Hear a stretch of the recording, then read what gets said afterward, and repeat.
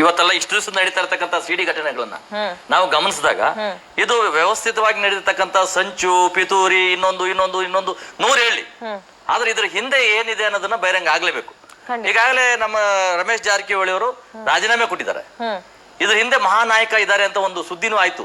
ಅದಕ್ಕೆ D K Shivakumar ನಾನ್ ಮಹಾನಾಯಕ ನನ್ ಸಿಕ್ಕಾಕ್ಸ್ತಾರೆ ಮಹಾನಾಯಕ ಅಂತ ಹೇಳಿಲ್ಲ ಅಂದ್ರು ನನ್ನ ಸಿಕ್ಕಾಕ್ಸಕ್ಕೆ ಏನೋ ಹುನ್ನಾರ ನಡೀತಾ ಇದೆ ನನ್ನ ಸಿಕ್ಕಾಕ್ಸ್ತಾರೆ ಅಂತ ಹೇಳಿದ್ರು.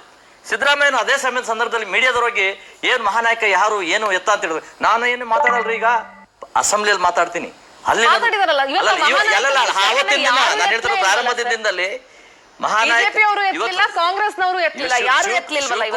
ಅಲ್ಲ ಎತ್ತಿರೋದಕ್ಕೆ ಕಾರಣ ಅದನ್ನು ತಂದು ಬಿಡ್ತೀನಿ ನಾನು ಮುಂದೆ ತರಲೇಬೇಕು, ಜನ ನೋಡ್ಬೇಕು, ಜನ ಗೊತ್ತಾಗ್ಬೇಕು ಏನ್ ನಡೀತಾ ಇದೆ ಅಂತ.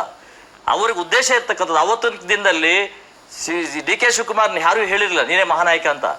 ನನ್ಗೇನೋ ಸಿಲ್ಕಾಕ್ಸಕ್ಕೆ ಹುನ್ನಾರ ನಡೀತಾ ಇದೆ, ಏನೋ ಗಟ್ಟೆ ನಡೆಸ್ತಾ ಇದಾರೆ, ಇದರಿಂದ ನಾನು ಗಟ್ಟಿಗ ನಾನು ಯಾವುದೇ ಕಾರಣಕ್ಕೂ ಜಗ್ಗೋದಿಲ್ಲ ಅಂತ ಮಾತಾಡಿದ್ರು. ಅದು ಪ್ರಾರಂಭದಲ್ಲಿ. ಅದಾದ್ಮೇಲೆ ಸಿದ್ದರಾಮಯ್ಯ ಉತ್ತರನೇ ಅವರು ಅಡ್ಗೋಡೆ ಮೇಲೆ ದೀಪ ಇಟ್ಟು ಮುಂದಕ್ಕೆ ಹೋದ್ರು.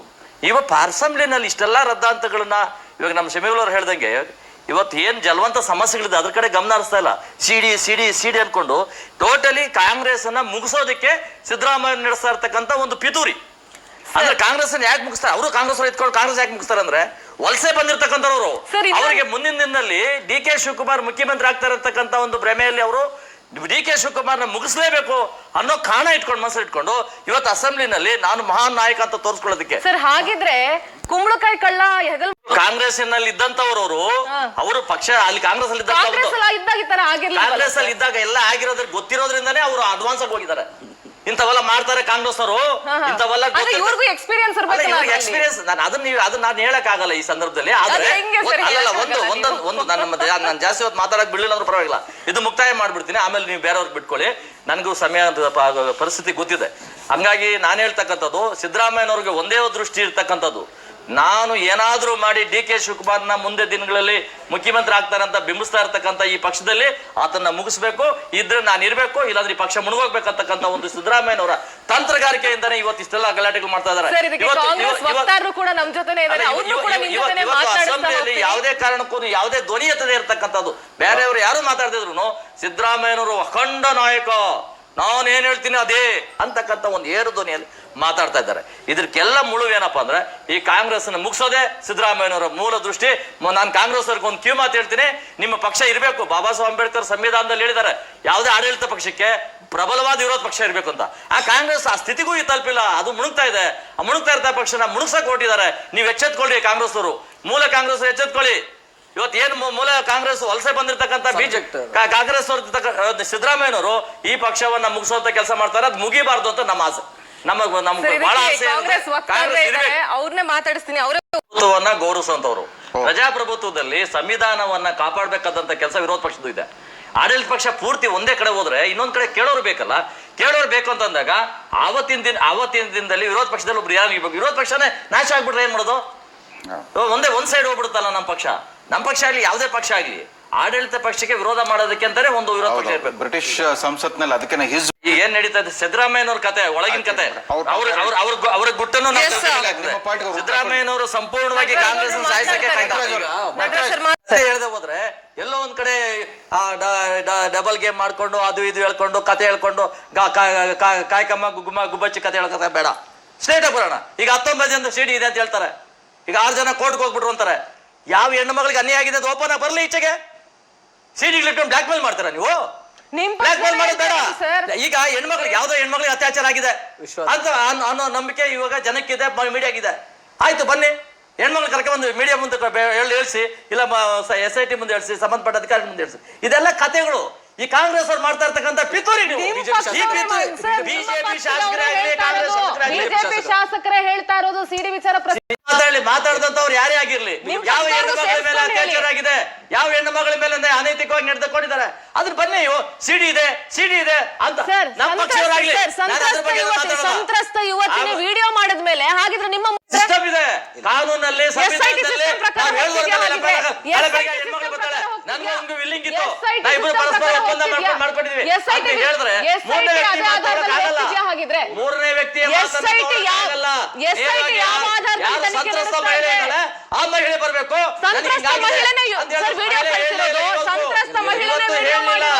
ಎಲ್ಲೋ ವಿಡಿಯೋದಲ್ಲಿ ಒಂದು ಕ್ಲಿಪ್ ಕಳಿಸ್ತಾರೆ, ಅದ್ರ ಯಾಕೆ ಫೇಕ್ ಮಾಡಿರ್ಬೋದು? ಇವತ್ತು ಕಾಂಗ್ರೆಸ್ ಕೃಪಾ ಪೋಷಿತವಾದಂತ ಈ ನಾಟಕ ಮಂಡಳಿ, ಈ ನಾಟಕ ಮಂಡಳಿ ಇವತ್ತು ರಷ್ಯಾದಲ್ಲಿ ಅಪ್ಲೋಡ್ ಆಯ್ತು, ಒಂದು ಇದ್ರಲ್ಲಾಯ್ತು, ಅಪ್ಡೇಟ್ ಆಗಿದೆ. ಯಾಕಂದ್ರೆ ಮಾಡಿದ್ದಾರೆ, ಮಾಡಿರ್ತಕ್ಕಂಥದನ್ನ ಇಲ್ಲಿ ಕೂತ್ಕೊಂಡು ರಷ್ಯಾದಲ್ಲಿ ಆಯ್ತು, ಪ್ರಾರಂಭದಲ್ಲಿ ಬಂತು. ರಮೇಶ್ ಜಾರಕಿಹೊಳಿ ಅವರು ಸಿಡಿ ಫೇಕ್ ಅಂತಂದ್ರು. ಅದನ್ನ ಒಂದೇ ಸಲ ಬಹಿರಂಗ ಮಾಡಕ್ ಆಗಲ್ಲ, ತನಿಖೆ ಆಗ್ತಾ ಇದೆ. ಮಹಿಳೆ ಇದ್ದಾರೆ, ಆ ಮಹಿಳೆ ಬಂದು ನನ್ನ ಮೇಲೆ ಈತ ಅತ್ಯಾಚಾರ ಮಾಡ್ದ ಅಂತ ಹೇಳಿ ಅಲ್ಲಿ ನಡೆದಿರ್ತಕ್ಕಂಥ ಸಂಭಾಷಣೆ ನಾಟಕ ಇಬ್ರು ಪರಸ್ಪರ ಒಪ್ಪಂದದ ಮೇಲೆ ಆಗಿದೆ ಅಂತ ಬಹಿರಂಗವಾಗಿ ನನ್ನನ್ನ ಬಳಸ್ಕೊಂಡಿದ್ದಾರೆ ನೋಡಿ. ನೀವು ಒಂದು ಯಾವ್ದೋ ವಿಡಿಯೋದಲ್ಲಿ ಹೇಳ್ತಾಳೆ, ಎಲ್ಲಿ ಯಾಕೆ ಓಪನ್ ಆಗಿ ಹೇಳಕ್ ಬಂದಿಲ್ಲ? ತಂದೆ ತಾಯಿ ಕಂಪ್ಲೇಂಟ್ ಮಾಡ್ತಾರೆ, ಅಲ್ಲಿ ಎಫ್ಐಆರ್ ಹಾಕಿದೆ. ಹೇಳಿಕೆ ಕೊಡ್ಬೋದು. ಆ ಹೆಣ್ಮಗಳು ಫೀಡ್ಬ್ಯಾಕ್ ಮಾಡ್ತಾರೆ ಶಿವಕುಮಾರ್ ಅವರು.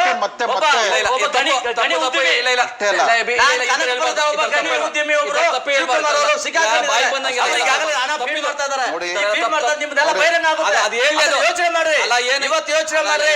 ಇವತ್ತು ಕಾಂಗ್ರೆಸ್ ಅವರು ಏನೇನ್ ಮಾಡಿದಿರಾ? ಅಡ್ವಾನ್ಸ್ ಆಗಿ ಡಿ ಕೆ ಶಿವಕುಮಾರ್ ಅವರು ಸಿಕ್ಕಾಕ್ಸವ್ರೆ ಅಂತ ಯಾಕೆ ಹೇಳಿದ್ರು?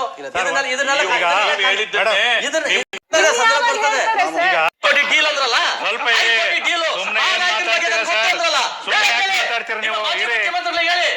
ಯಾವುದೇ ಪಕ್ಷದ ಪರವಾಗಿ ರಾಮವರೇ ಕೇಳಿ, ಸ್ವಲ್ಪ ಪೂರ್ತಿ ನಾನು ಮಾತಾಡಕ್ ಬಿಡ ಕೇಳಿ ಸರ್, ಸ್ವಲ್ಪ ನಮ್ಮ ಅಭಿಪ್ರಾಯ ಬಿಡ ಹೇಳಕ್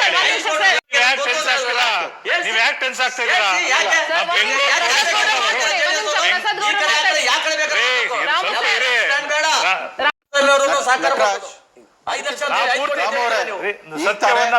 ರಾಧಿಕಾ ಅವರು ಇದ್ರ ಒಂದು ಸ್ಟೇಟ್ಮೆಂಟ್ ಮದುವೆ ಅದ್ರು ಒಪ್ಕೊಂಡವ್ರು ಮದುವೆನೇ ಮಾಡ್ಕೊಂಡ್ಬಿಟ್ರು. ಅಲ್ಲ, ಅದು ವೈಯಕ್ತಿಕ ಜೀವನ, ನಾವು ಅದನ್ನ ಖಾಸಗಿ ಜೀವನವನ್ನ ಪ್ರಶ್ನೆ ಮಾಡಲ್ಲ. ಅಲ್ಲಲ್ಲ, ಸೃಷ್ಟಿ ಮಾಡಲಿಲ್ಲ. ಅದು ಹೆಲಿಕಾಪ್ಟರ್ ಅಲ್ಲಿ ಸೆಷನ್ ಮಂಗಳೂರು ಓಡೋದ್ರು ಪ್ರೊಟೆಕ್ಟ್ ಮಾಡ್ಬಿಡ್ತಾರೆ. ಈಗ ಹೈಕೋರ್ಟ್ ಯಾರು ಹೇಳಿ? ಮಹಾನಾಯಕ ಅನ್ನೋ ಪದನ ಯಾಕೆ? ಇವತ್ತು ನಾನ್ ಕೇಳೋದು ಇಷ್ಟೇನೆ, ಇವತ್ತು ಸತ್ಯ ತನಿಖೆ ಆಗ್ಬೇಕು. ನಾವ್ ಯಾವ್ದೇ ಕಾರಣಕ್ಕೂ ರಮೇಶ್ ಜಾರಕಿಹೊಳಿ ಅವ್ರನ್ನ ರಕ್ಷಣೆ ಮಾಡೋ ಪ್ರಸಂಗನೇ ಇಲ್ಲ. ಅವ್ರು 24 ಗಂಟೆಯಲ್ಲಿ ರಾಜೀನಾಮೆ ಕೊಟ್ಟಿದ್ದಾರೆ. ವಿಚಾರಣೆ ನಡೀಲಿ, ಸತ್ಯ ಬಹಿರಂಗ ಆಗ್ಲಿ. ಯಾರ್ಯಾರು ಫೀಡ್ ಮಾಡ್ತಾವ್ರೆ? ನೆನ್ನೆ ಲಕ್ನೋದಲ್ಲಿ ಇದ್ರು ಅಂದ್ರು, 5 ಸ್ಟಾರ್ ಹೋಟ್ಲಲ್ಲಿ. ಯಾರು ಊಟ ಕಾಸು ಕೊಡೋರು ಯಾರು? ಹೋಟ್ಲ್ ಬುಕ್ ಮಾಡ್ಕೊಡೋರು ಯಾರು? ಅದರಿಂದ ಇದ್ದಂತವ್ರು ಯಾರು? ಅಲ್ಲಿಂದ ಇನ್ನೊಂದ್ ಕಡೆ ಶಿಫ್ಟ್ ಮಾಡ್ತಾರ ಯಾರು? ಇದು ಬಹಿರಂಗ ಆಗಿ ಆಗುತ್ತೆ. 6 ಜನರ ಸಿಡಿ ಹೆಣ್ಮಗಳು ಬಂದಿದ್ದಾಳೆ, ಹೇಳಿ ಯಾವ ಹೆಣ್ಮಗಳಿಗೆ ಅತ್ಯಾಚಾರ ಆಗಿದೆ? ಅತ್ಯಾಚಾರ ಆಗಿದೆ ಅಂದ್ರೆ ಆ ಹೆಣ್ಮಗಳು ತಂದು ನಿಲ್ಸಿ. ಗೊತ್ತಿದೆಯಲ್ಲ, ಈಗ ಯಾರಿಗೆ ಗೊತ್ತಿದೆ ಅವ್ರು ಬನ್ನಿ. 6 ಜನ ಮಂತ್ರಿಗಳು, ವಿರೋಧ ಪಕ್ಷದಲ್ಲಿ ಇರ್ತಕ್ಕಂಥವರು ಯಾರು ಬರ್ತಾರೋ ಈಚೆಗೆ ಅನ್ನೋದನ್ನ ಸ್ವಲ್ಪ ಕಾಯಿರಿ. ನಿಮ್ ಬಂಡವಾಳ ಈಚೆ ಬರ್ತದೆ. ಯಾರದಕ್ಕೆ ಫೀಡ್ ಮಾಡ್ತಾ ಇದ್ದೀರಾ? ಯಾರು ಇದರಿಂದ ಇದ್ದೀರಿ? ಯಾರ್ಯಾರು ನಾಟಕ ಆಡ್ತಾ ಇದ್ದೀರಾ? ಇವತ್ತು ಸಿದ್ದರಾಮಯ್ಯನವ್ರು ಹೇಳಿಕೆ ಜೋರಾಗಿ ಕಿರ್ಚಾಡ್ಕೊಂಡು ಕೂಗಾಡ್ಕೊಂಡು ಸದನದ ಸಮಯನ ಹಾಳು ಮಾಡ್ತಾ ಇದ್ದಾರೆ. ಇವತ್ತು ವಿಶೇಷ ಘಟಕ ಯೋಜನೆಗಳ ಬಗ್ಗೆ ಚರ್ಚೆ ಆಗ್ತಾ ಇಲ್ಲ, ಕೋವಿಡ್ ಬಗ್ಗೆ ಚರ್ಚೆ ಆಗ್ತಾ ಇಲ್ಲ, ರಾಜ್ಯದ ಜನತೆ ಬಗ್ಗೆ ಚರ್ಚೆ. ಸಿಡಿ ನಿಮ್ಮ ಪಕ್ಷದವರೇ ದಾರಿ ಮಾಡ್ಕೊಟ್ಟಿರೋದಕ್ಕೆ ನಿಷ್ಕ್ರಿಯ ಸರ್ಕಾರ, ಸತ್ತೋಗಿರೋ ಸರ್ಕಾರ ಏನ್ ಮಾಡುತ್ತೆ? ಪಕ್ಷದ ಸಭಾಧ್ಯಕ್ಷ ಕಿಚ್ಚಾಡೋದು, ಸಿಡಿ ಪ್ರದರ್ಶನ ಮಾಡೋದು, ಅನೈತಿಕವಾದಂತಹ ವಿಚಾರಗಳನ್ನ ಸದನದ ಸಮಯವನ್ನ ವ್ಯರ್ಥ ಮಾಡ್ತಕ್ಕಂಥದ್ದು, ಈ ಕೆಲಸವನ್ನ ಕಾಂಗ್ರೆಸ್ ಅವ್ರು ಮಾಡ್ತಾ ಇದ್ರೆ ಏನ್ ಮಾಡ್ತಾರೆ ಸಭಾಧ್ಯಕ್ಷರು?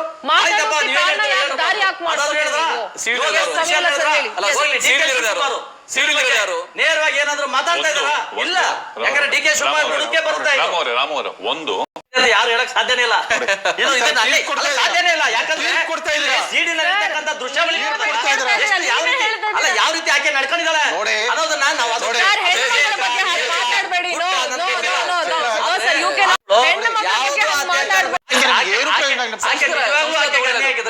ಒಂದು ಹೇಳಿಕೆ ಕೊಡ್ಲಿ, ಶಿಕ್ಷೆ ಆಗಲಿ. ಹುನ್ನಾರಕ್ಕೆ ರಮೇಶ್ ಜಾರಕಿಹೊಳಿ ರೇಪ್ ಮಾಡಿದ್ರೆ 6 ಜನ ಮಂತ್ರಿಗಳು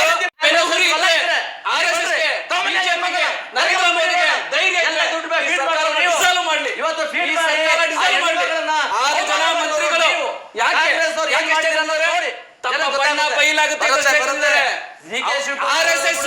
ಆರ್ಎಸ್ಎಸ್ ನಿಜವಾಗ್ಲೂ ಬಿಜೆಪಿಯ ಮಾತೃ ಪಕ್ಷ ಅದು.